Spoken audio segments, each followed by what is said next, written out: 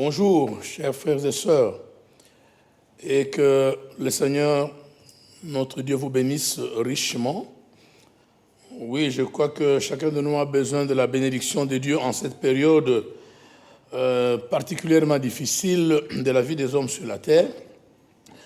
Voilà, nous voulons vous livrer une légère réflexion avant de vous communiquer le programme de prière en relation avec cette pandémie qui est en train de causer des destructions, la désolation, la mort à travers le monde. Alors, la réflexion, en fait, c'est la pandémie, elle est là. Elle est en train de causer des désastres à gauche, à droite. Les gens prient aussi. Les gens se battent. Le gouvernement du monde entier se battent pour essayer de contenir, de bloquer l'évolution de cette pandémie. Mais nous voyons qu'on n'a pas encore arrivé à mettre un terme, à éradiquer, pour ainsi dire, cette pandémie du coronavirus. Alors, les chrétiens, en pareilles circonstances, savent qu'ils doivent continuer à se battre, continuer à travailler. Les chrétiens ne peuvent pas baisser les bras en cette période où on a justement besoin de l'apport de tout le monde, l'apport, le corps médical, il donne du leur, les politiques, ils donnent du leur, les chrétiens aussi doivent donner leur apport, et leur apport, c'est d'abord en prière, d'abord dans la consécration, dans la présence du Seigneur notre Dieu.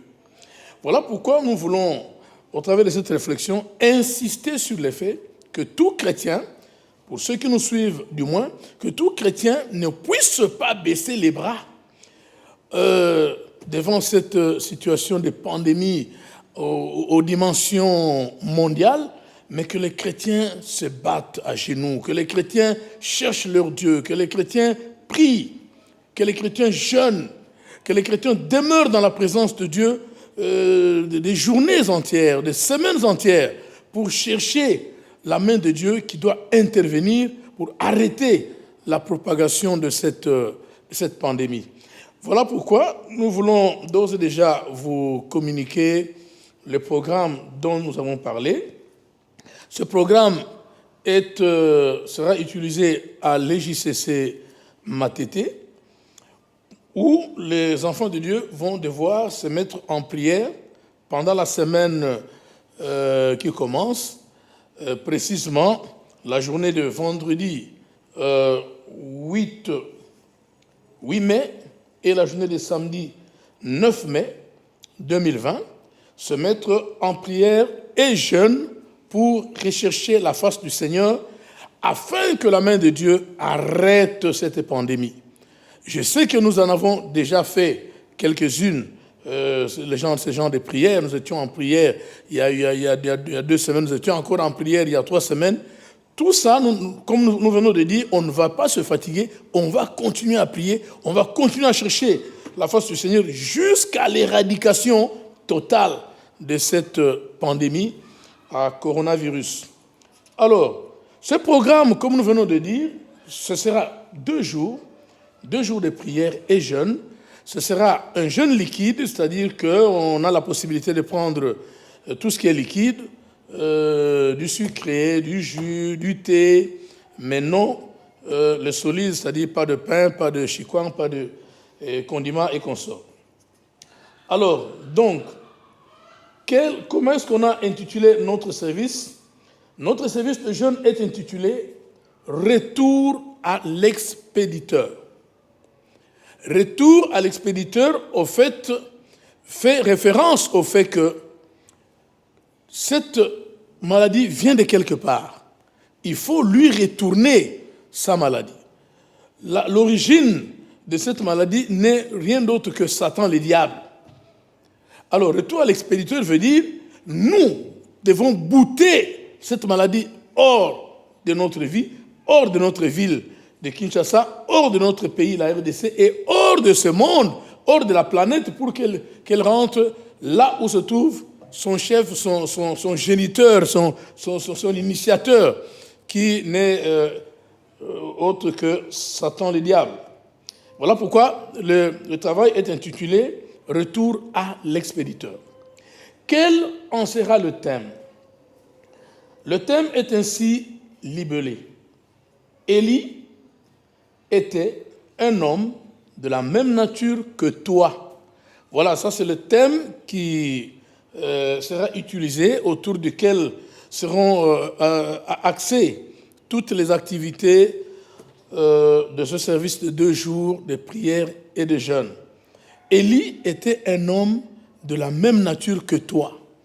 En fait, dans le thème, je crois que chacun de nous sent qu'il y a une interpellation, il y a une affirmation.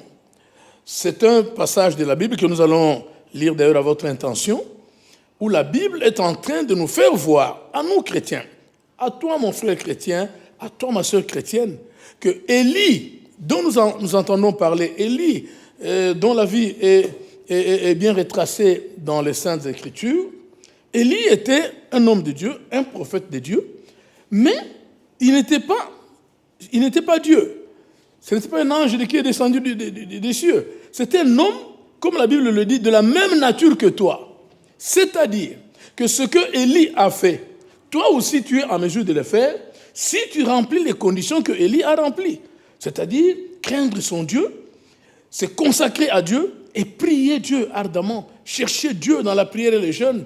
Et là, tu peux accomplir des choses que Élie a accomplies en son temps, telles que nous allons lire tout de suite, et telles que vous connaissez certainement certains des exploits que Élie a accomplis dans sa vie, dans son pèlerinage sur terre.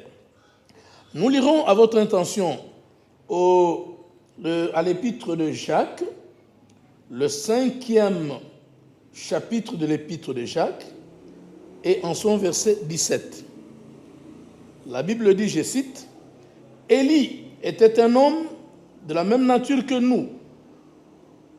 Il pria avec instance pour qu'il n'ait plus point, et il ne tomba point de pluie sur la terre pendant 3 ans et 6 mois. » Et si tu descends au verset 18, « Puis il pria de nouveau, et le ciel donna de la pluie, et la terre produisit son fruit. » Parole du Seigneur. Donc, bien-aimé, Élie n'était pas Dieu, c'était un homme de la même nature que toi et moi. Mais la Bible dit qu'il a prié. Comment? Avec insistance. Il n'a pas prié 2 minutes, il n'a pas prié 5 minutes, il a prié avec insistance. Il a prié en cherchant Dieu ardemment. Et la Bible dit que quand il a prié, Dieu a entendu sa prière. Il a fermé le ciel pendant 3 ans et 6 mois. 3 ans et demi, il n'a pas plu sur la terre. Pas une goutte de pluie. Et 3 ans et demi après, il a de nouveau prié Dieu parce que c'était la catastrophe. C'était même pire que la pandémie que nous sommes en train de craindre aujourd'hui. Aujourd'hui, le fameux coronavirus, c'était plus que ça. La terre était sèche. Il n'y avait pas de pluie pendant 3 ans et demi. Bien aimé, imaginez quelle catastrophe les hommes ont vécu à cet instant-là. 3 ans et demi sans pluie, mais il n'y a pas de champs, on ne sait pas faire des champs, on ne sait pas, il y a des rivières qui étaient desséchées parce qu'il n'y a pas de pluie. C'était donc une catastrophe. Si vous lisez dans le livre des Premiers Rois, 17, 18, 19, vous verrez. C'est bien étalé là-bas. Il y a eu un gros problème sur la terre, pire même que la pandémie à coronavirus actuelle. Mais la Bible dit que Élie, pour ôter cette catastrophe sur la terre, Élie a prié avec insistance et le ciel a donné de la pluie et la terre a produit plutôt du fruit. Donc, cela est possible aussi aujourd'hui pour des gens qui prient Dieu, qui connaissent Dieu dans la vérité, les gens qui craignent Dieu, les gens qui cherchent Dieu jour et nuit. Il est possible d'arrêter cette pandémie. Ce n'est pas une utopie, ce n'est pas un rêve. Il est possible d'arrêter cette pandémie. Il est possible de prier sérieusement le Seigneur et notre Dieu mettra sa main, il descendra sa main parce qu'il n'attend que ça. Il attend que ses enfants viennent à lui, rechercher sa face et prier et jeûner devant lui. Et il va écouter. La Bible dit que notre Dieu est celui qui exauce la prière. Il va écouter, il va exaucer et beaucoup de grandes choses vont se faire. Voilà. Donc ça c'est le thème central qui va piloter tout ce service de jeûne et prière. Et le 2 jours, chaque jour aura évidemment un sous-thème que nous allons également vous transmettre. Le premier sous-thème qui sera utilisé pendant la journée de vendredi 8 mai est intitulé « Tout va bien ». C'est ça le sous-thème, « Tout va bien ». J'espère que tout le monde a compris, évidemment, que « tout va bien » fait référence à un message de foi, une attitude de foi. Ce passage est tiré, pour vous qui nous suivez, dans le deuxième livre des Rois, au chapitre 4, verset 23. Je crois que vous connaissez l'histoire, il s'agit de l'époque du prophète Élisée. Et en ce temps-là, il y a une dame, une femme de distinction dans la ville de Sunem. Cette femme sunamite a perdu son enfant. Comme c'est une femme, elle et son mari respectaient beaucoup l'homme de Dieu qu'on appelle Élisée. Eh bien, quand cette femme a perdu son fils était mort, elle a pris la décision d'aller voir l'homme de Dieu pour trouver la solution au problème de son fils. C'est-à-dire que cette femme n'a pas tout simplement cru à la mort de son fils. Elle a refusé d'accepter cette mort. Elle a dit, j'irai voir l'homme de Dieu. Il va prier pour mon fils. Il reviendra à la vie. Le mari a posé ce problème de savoir pourquoi tu vas aller vers l'homme de Dieu. Parce que je dis, ce n'est pas le sabbat, ce n'est pas un jour de prière, ce n'est pas un jour où il y a une activité là-bas. Cette femme pouvait aussi dire à son mari, répondre que voilà, l'enfant n'est plus. Mais elle a géré les problèmes à son niveau avec foi, avec confiance, que mon problème, la solution ne sera pas trouvée par mon mari, ce sera trouvée par l'homme de Dieu qui va invoquer le Seigneur et mon enfant va revenir à la vie. Cette attitude de foi-là, de confiance en Dieu-là, c'est ce que nous devons avoir. C'est ce que nous devons développer aujourd'hui en face de cette pandémie qui dérange un peu trop. Voilà, donc il est important pour cette première journée que nous ayons cette attitude-là de foi, de confiance envers Dieu, que Dieu est capable, notre Dieu, en qui nous mettons toute notre confiance, est capable d'éradiquer cette pandémie, est capable d'arrêter la progression de cette maladie. Donc ça c'est le travail de la première journée. Et la deuxième journée, le sous-thème est intitulé « Celui qui est en moi est le plus fort de tous ». Ça c'est le deuxième sous-thème qui sera utilisé dans la journée de samedi 9 mai. Alors, autour de ce sous-thème-là, ce que nous pouvons dire, c'est que nous reconnaissons par là la supériorité, la suprématie de Jésus-Christ sur toutes les créatures qui restent. C'est-à-dire quoi? Cette maladie, ce n'est qu'une créature, ce n'est qu'un petit démon largué par le monde des ténèbres pour déranger la vie des gens sur la terre. Et Christ est en mesure d'arrêter, de dire comme il a arrêté la tempête sur la mer, il est en mesure de dire « arrête-toi ». Mais il attend nos prières, il attend notre consécration vis-à-vis de lui. Voilà pourquoi il sera important dans la deuxième journée d'insister sur cet aspect-là, que Jésus-Christ est au-dessus de toutes choses. C'est lui qui est le créateur, c'est lui qui a le dernier mot. Sur la vie des gens sur la terre, c'est lui qui a le dernier mot. Alors, si nous y allons avec cette attitude-là, chers frères et sœurs, nous serons victorieux. Nous serons victorieux. Donc, je voudrais insister sur le fait que pendant ces 2 journées, nous allons prier avec foi et remettre toute notre confiance auprès du Seigneur pour dire « Seigneur, viens nous aider ». Nous avons déjà fait ce genre de service celle-ci ne sera qu'une énième fois.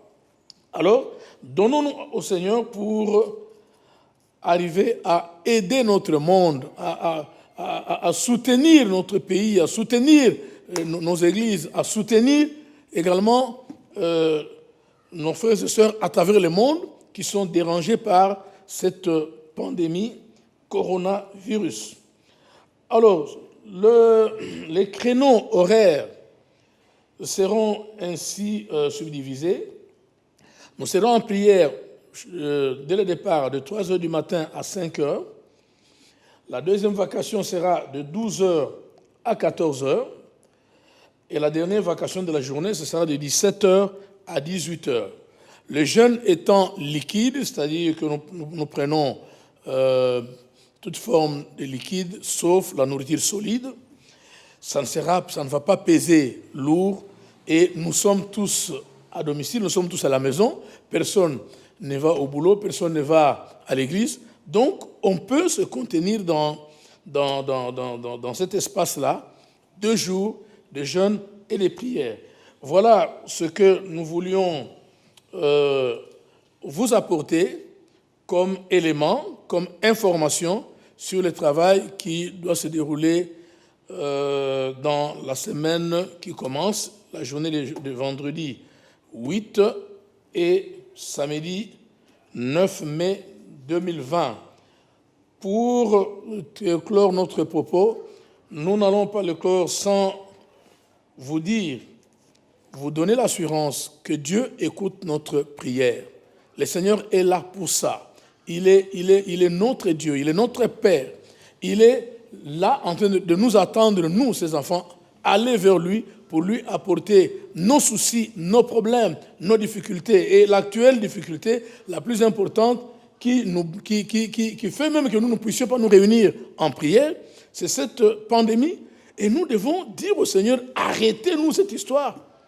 Libérez-nous de cette emprise du monde des ténèbres. Et pas seulement nous prierons aussi pour les autres membres de nos familles, nous prierons pour notre communauté chrétienne et nous prierons pour notre pays ainsi que le reste du monde. En dehors de cette pandémie, nous ne manquerons pas évidemment de prier aussi pour les autres cas qui nous arrivent, prier aussi pour les autres problèmes qui nous entourent, pour que le Seigneur nous donne une solution, parce que c'est lui qui est la solution à toutes choses. Voilà le message qu'on voulait vous apporter. Que le Seigneur vous bénisse abondamment. Soyez en paix et gardez la foi au Seigneur Jésus-Christ. Amen.